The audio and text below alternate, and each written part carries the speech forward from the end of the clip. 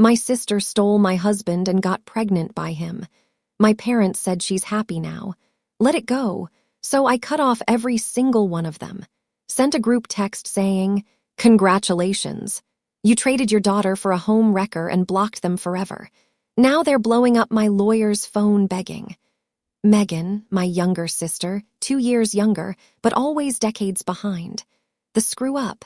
Couldn't hold a job. Couldn't finish college. Couldn't commit to anything except excuses. I was the opposite. Engineering degree, stable career, bought a house at 26, married James, my college boyfriend, at 28, 8 years together, no kids yet, but we were trying. Perfect on paper, perfect target. Megan moved in 6 months before it all exploded. Another job lost, another eviction. Showed up with 2 suitcases and the pathetic look she'd weaponized since childhood. James said yes before I could say no, just temporary. She's family.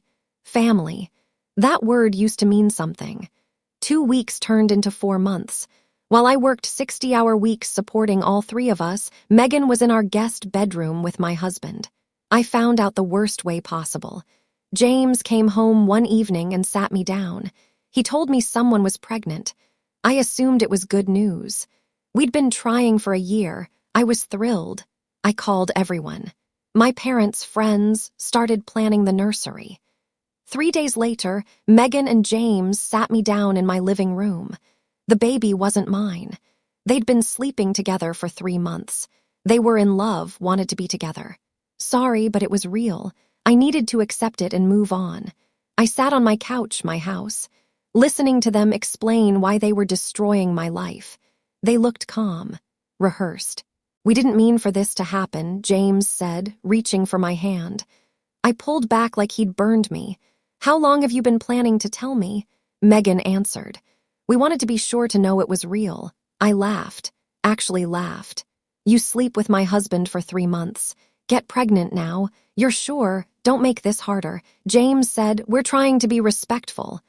Respectful? I told them to leave. That night, immediately, Megan tried her routine. "Come on, sis, we can talk about this. Get out before I throw you out." James cried. Real tears. "Where are we supposed to go? I don't care. Mom and Dad's a hotel. Hell, just leave." They left. I called my parents at 11 p.m. "Mom, Megan and James have been having an affair. She's pregnant with his baby. I need you not to take their side. I need you to have my back, just once." Silence. Then, "Honey, are you sure?" That doesn't sound like Megan. She admitted it 2 hours ago in my living room after sleeping with my husband in my guest bedroom for 3 months. More silence. We need to hear her side before jumping to conclusions. Her side. My mother wanted her side of the story about sleeping with my husband. I hung up. Next day, Megan and James went to my parents, told their version. Fallen in love, just happened, felt terrible, but couldn't deny their feelings. My parents believed them or wanted to, or just didn't want the mess of choosing sides. I drove there that afternoon. Mom answered, "Before you say anything, we talked to them. They explained, I know you're hurt, but people fall in love. It happens, you can't control who you love. He was my husband. She lived in my house. They betrayed me. I understand you're upset, but Megan is finally happy, really happy. For the first time, she has something good, someone who loves her. And James said things with you had been difficult, that you were distant, working too much." My brain stopped. "You're blaming me for my sister sleeping with my husband. No one's blaming anyone, but marriages are complicated. Maybe this is for the best. Maybe you weren't meant to be." Dad appeared. "Sweetheart, your mother's right. This is painful, but let it go. Megan's your sister. She's carrying his child. We need to move forward as a family, move forward as a family. Yes, we can get through this if everyone forgives and heals." I stared at these people. People who raised me. People I thought I knew, strangers. You want me to forgive them. Play happy family with the sister who stole my husband and the husband who got her pregnant. "We want you to be the bigger person," Mom said. Like always, the bigger person. Every time Megan messed up, I was understanding. Every time she needed money, I helped. Every time she failed, I picked up pieces. Now, after she slept with my husband and destroyed my marriage, I was supposed to be the bigger person again. No, excuse me. No, I'm not forgiving her. Not moving forward. Not being the bigger person. Don't be childish, Dad said. This is family. Then you chose the wrong daughter. I walked away. Mom called after me. Where are you going? We need to talk. I didn't answer. Got in my car, left. That night, Megan called. I didn't answer. She texted. Sis, come on. Don't let this come between us. Blocked. James called from another number. Please, we need to talk. I still care about you. File for divorce through a lawyer. Don't contact me. Blocked. Mom showed up next morning. You can't avoid us forever. They feel terrible. They made a mistake. They love each other. You need to accept it. Get off my property. I'm your mother. You stopped being my mother when you took her side.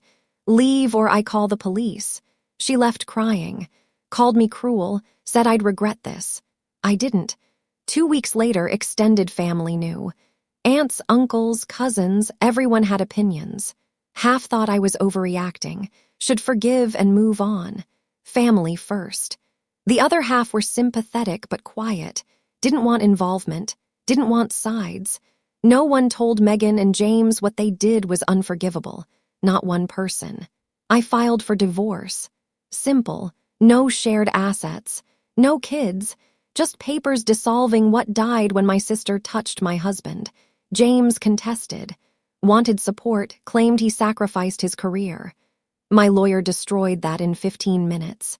Divorce final in 6 weeks. I sold the house. Too many memories. Too contaminated. Took the money. Started planning my exit. 3 months after the betrayal, my parents invited Megan and James to Thanksgiving. They called 2 days before. We'd love you to come too. Time to put this behind us. Megan and James are building a life. Babies due in 4 months. We want you part of this. You invited them to Thanksgiving, our family holiday. They are family, sweetheart. And what am I? Your family, too. That's why we want everyone together to heal. I hung up. That night, I wrote the text, edited it 40 times, made it perfect. Then I sent it to the family group chat. All 15 members, parents, siblings, aunts, uncles, grandmother. To everyone in this chat, congratulations. You chose Megan and James over me. You decided my sister sleeping with my husband in my house is forgivable. That my pain doesn't matter. That being the bigger person means swallowing betrayal and pretending everything's fine. Here's my response. I'm done with all of you. Effective immediately. Megan, enjoy your stolen life. Hope it was worth destroying your sister. James, enjoy your baby. Hope every time you look at that child, you remember how you got it. Mom and Dad, enjoy Thanksgiving with the daughter you chose. Hope her happiness was worth losing me. To everyone who stayed silent, who told me to move on, who made excuses, you're complicit. You chose comfort over what's right. You chose not rocking the boat over standing up for someone destroyed. I don't forgive any of you. Don't want apologies. Don't want reconciliation or healing or moving forward. I just want you out of my life. This is the last message I'll ever send. Don't call, don't text, don't show up. I've blocked all of you. If you try, I'll get a restraining order. You made your choice. Live with it. I'm moving on without you. Goodbye forever. I hit send at 8:47 p.m. Tuesday before Thanksgiving. Then blocked every number, all 15. My phone exploded for 30 seconds. Texts flooding in, then silence. They couldn't reach me anymore. I sat there, empty apartment, staring at my phone, waiting for regret, sadness, doubt. I felt nothing but relief. Next morning, my lawyer called. 14 calls today from your family. Mother, father, sister, aunt, grandmother, all panicking, begging me to get you to call back. What did you tell them? That I'm your lawyer, not your messenger. If they want to communicate, send formal written correspondence to my office. I'll review and possibly forward. Perfect. Don't forward anything, you sure? Never been more sure. 2 days later, Thanksgiving came and went. I ordered Chinese food. Watched movies alone. Best Thanksgiving I'd had in years. Lawyer called Friday morning. Your mother showed up at my office yesterday in person, crying, begging for your new address. I didn't give it. She drove to your office. Her and your father, they're desperate. Say they didn't realize you were serious. Thought you needed space. They're sorry. Want to fix things. They had 3 months to fix things. They invited my sister and her pregnant affair partner to Thanksgiving instead. I told them if they continue harassing my office, I'd file a complaint. They left, but they didn't stop. Over the next month, they found ways to reach me, contacted my employer. HR asked if I was okay because my concerned parents said I'd gone missing. Showed up at my old house. New owners called police. Created new social media accounts. I reported and blocked everyone. Sent letters through my lawyer. He returned them unopened. Megan tried hardest. 7 different numbers, each blocked immediately. James and Megan's baby was born in February, a boy named after our grandfather. Grandmother called my lawyer crying, begging me to meet my nephew. I didn't respond. 6 months after the text, my parents hired a private investigator for my new address. I found out when a stranger knocked, claiming to do a wellness check for my family. I told him to leave or I'd call police. Then I called my lawyer, file restraining orders against all of them. Parents, sister, James, anyone who tries contacting me. Done with warnings. You sure that's permanent? They made this permanent when they chose her. I'm making it official. Restraining orders granted. My entire family legally barred from contacting me or coming within 500 FT of my home or workplace. I changed my name. Not completely, just enough they couldn't find me through public records. Moved to a different state. New job, started over. 2 years now since the Thanksgiving text. I have a boyfriend, Daniel. He knows everything. Thinks I did the right thing. I have friends, real friends, people who showed up when I needed them. I have a life without people who think betrayal is forgivable if it makes the betrayer happy. My parents still try. Cards to my lawyer's office, emails to my old work account auto-forwarded to spam. Megan tried LinkedIn last month. I reported her profile. Got her suspended. They'll never stop because in their minds I broke the family. I overreacted. I couldn't be the bigger person. And they're right about one thing. I broke the family. Shattered it. Burned it to ash. Made sure nothing was left to rebuild because the foundation was rotten. Built on enabling Megan, excusing betrayal, demanding I sacrifice dignity and self-respect for family harmony. I don't miss them. Not one. Don't miss Mom's guilt trips or Dad's lectures about forgiveness. Don't miss Megan's excuses or James's tears. Don't miss family dinners where I pretended everything was fine while my boundaries were trampled. I miss the family I thought I had. The one in my head. The one that would have sided with me when my world fell apart. But that family never existed. I was just too blind to see it. 1 year after the restraining orders, my lawyer called. Your sister and James are getting married. Your mother sent a formal invitation to my office. She's asking through official channels if you'd consider attending. I laughed. She had a lawyer draft a wedding invitation. No, regular invitation with a handwritten note begging you to reconsider. I'm reporting through proper channels per the restraining order. Tell her no or don't tell her anything. Send it back. Marked refused. Already did. But there's more.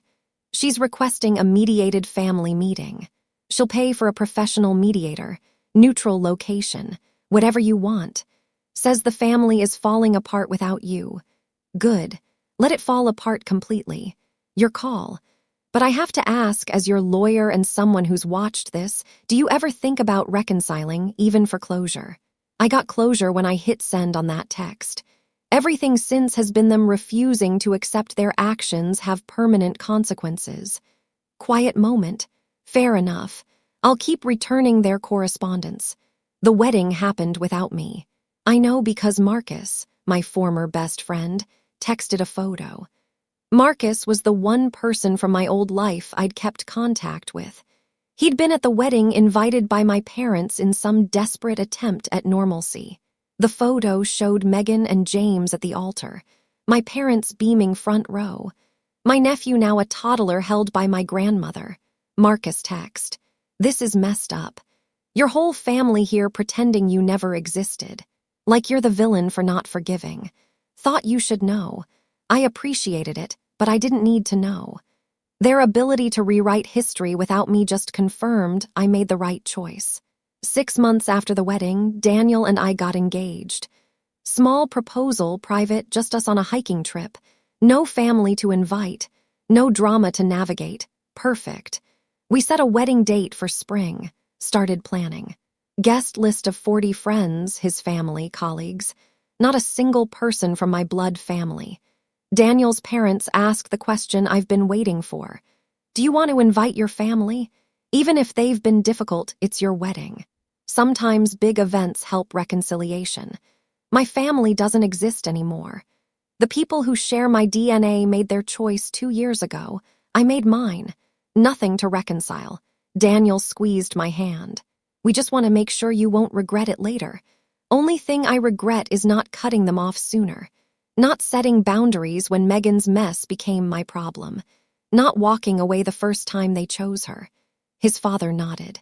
Then we support you completely. This is your day, your life. You decide who's in it.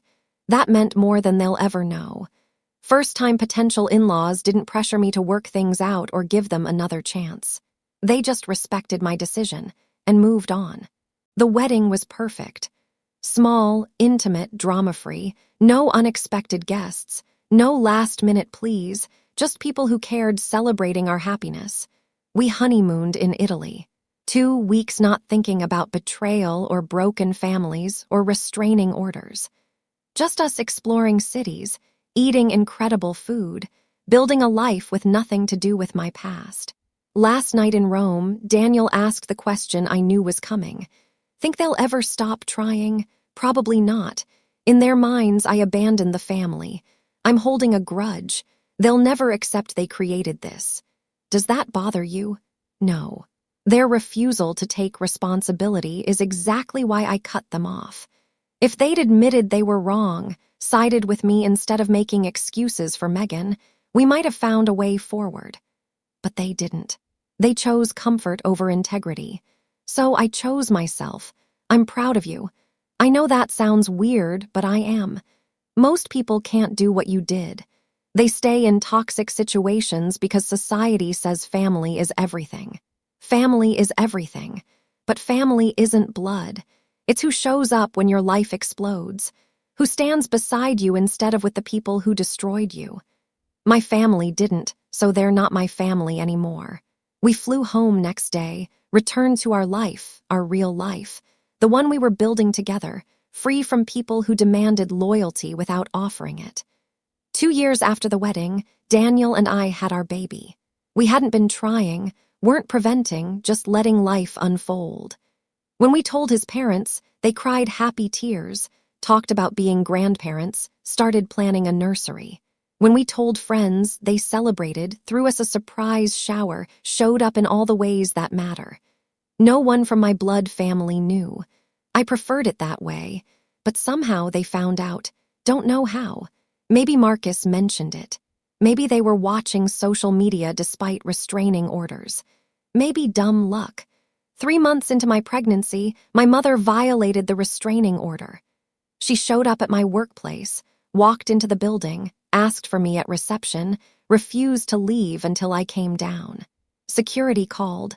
"Ma'am, there's a woman here claiming to be your mother." Crying, says it's an emergency. Should we call police? Yes. She has a restraining order. She's not supposed to be within 500 FT of me or my workplace. Understood. We'll handle it. I didn't go downstairs. Didn't engage. Let security and police deal with it while I stayed in my office and worked. Lawyer called an hour later. Your mother was arrested for violating the restraining order. Being held pending bail. Police want to know if you want to press charges. Absolutely. She knew the rules, chose to break them. She told officers she needed to see you because she's dying. Stage 4 cancer, 6 months to live. Wanted to make peace before it's too late. My stomach dropped, not because I felt sympathy, because I knew this was either a lie to manipulate me or truth she'd weaponized to make me the villain for not forgiving her. Is it true? The cancer? Don't know. Could be lying. Could be telling the truth and using it as emotional blackmail. Either way, you don't owe her your presence. Press charges. If she's really dying, she can spend her last 6 months reflecting on why her daughter won't speak to her. If she's lying, she can spend time in jail for contempt. You're sure? Never been more sure. My mother was convicted, sentenced to 30 days, suspended pending good behavior, restraining order extended and strengthened. She was now banned from my workplace entirely. Found out later through Marcus. She did have cancer. Stage 4, aggressive, real, and I still didn't reach out because her cancer didn't erase what she'd done.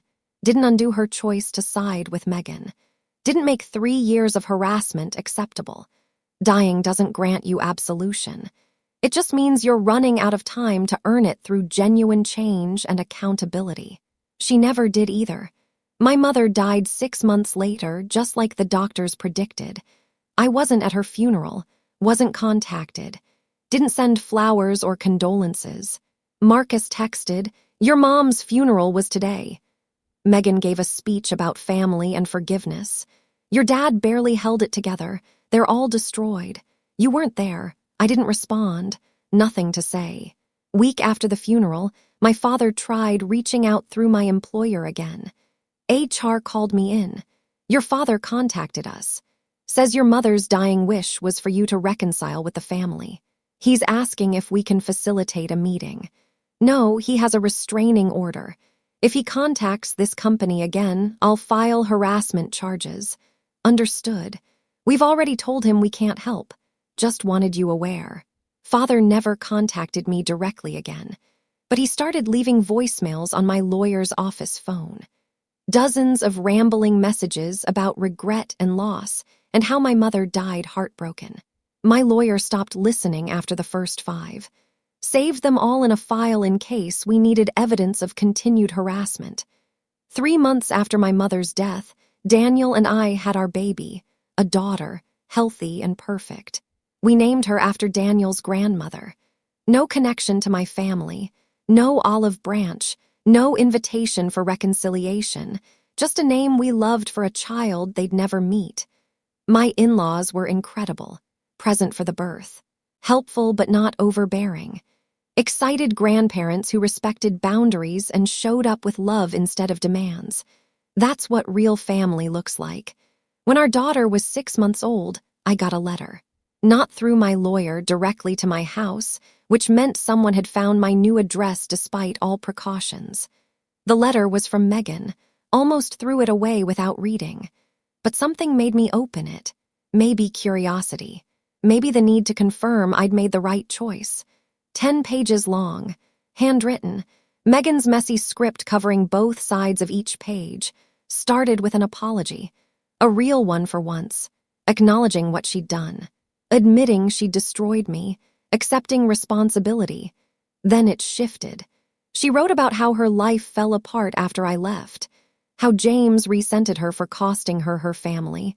How they fought constantly. How he eventually left her and took their son. How his parents blamed her for my mother's heartbreak. How his father barely spoke to her. How she'd lost her job, apartment, friends. How she tried to kill herself 6 months ago and failed. How she was writing from a psychiatric facility where she'd been committed after the attempt. The letter ended with a plea. I know I don't deserve your forgiveness. I know I destroyed you, but I'm asking anyway. Not because I think you owe me anything, but because I need to know it's possible to forgive the unforgivable. I need to believe I can be more than the worst thing I've ever done. I read that letter 3 times. Then I burned it because Megan's suffering didn't erase mine. Her consequences didn't undo her actions. Her regret didn't obligate me to forgive her. She wanted absolution, a sign her life could be rebuilt, proof even the worst betrayals can be forgiven. I wasn't going to give her that. Not because I'm cruel, but because some actions are unforgivable. Some bridges once burned stay burned. Megan made choices. She lived with consequences, just like I made choices and lived with mine. The difference is my consequences led to peace. Hers led to destruction. That's not my fault. That's justice. I'm 37 now. 5 years since the Thanksgiving text. 5 years since I chose myself over people who demanded I sacrifice my dignity for their comfort. I have a husband who loves me, Daniel, the man who chose me when my world was ash, a daughter who thinks I'm a hero, in-laws who treat me like their own daughter, friends who show up without being asked. I have a life I built from scratch after my old one burned down. And somewhere out there, my father is alone. My sister is broken. My ex-husband is raising a child in the wreckage of choices he made. They wanted me to be the bigger person, to forgive and forget, to prioritize their comfort over my pain. I chose something better. I chose to be a person with boundaries, with self-respect, with the understanding that forgiveness isn't mandatory just because someone's sorry or suffering. Sometimes the only way to heal is to cut out the infection completely. Even when the infection is your own family, people ask me sometimes if I regret it, if I ever think about reaching out, if I miss them. The answer is always the same. No, I don't miss the guilt trips, the manipulation, the expectation that I'd swallow every betrayal with a smile because family comes first. I don't miss being the bigger person while everyone else got to be selfish. I don't miss sacrificing myself on the altar of keeping the peace. What I do now is wake up every morning next to someone who chose me, who stands beside me, who would never dream of asking me to forgive the unforgivable. I look at my daughter and know she'll grow up seeing what healthy boundaries look like, what self-respect looks like, what it means to choose yourself when everyone else demands you choose them instead. That's my legacy. Not the family I cut off, but the family I created. And it's enough. If you're reading this and someone's telling you to forgive what broke you, to be the bigger person, to let it go for the sake of family, you don't have to. You can choose yourself. You can walk away from people who demand loyalty without offering it. You can cut off family who chose your betrayer over you. And you can build something better in the ashes. My sister stole my husband. My parents chose her. My family demanded I forgive them. So I sent one text and blocked them forever. They're still trying to reach me 5 years later, and I've never looked back.